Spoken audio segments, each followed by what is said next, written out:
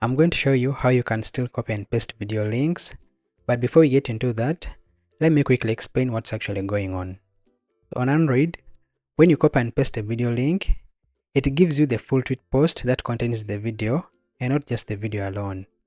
So let me walk you through how to get around this on both Android and iOS.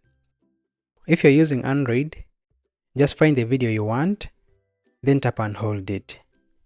From there, select Post Video. So before it gets posted, you will see the link appear and you can simply copy it and paste it wherever you need, and it will only show the video. On iOS, it's pretty similar. Just tap and hold the video, then select Post Video.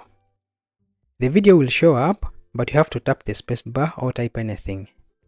After that, you tap the back arrow, the link will show up and you can just delete whatever you typed, then copy the link.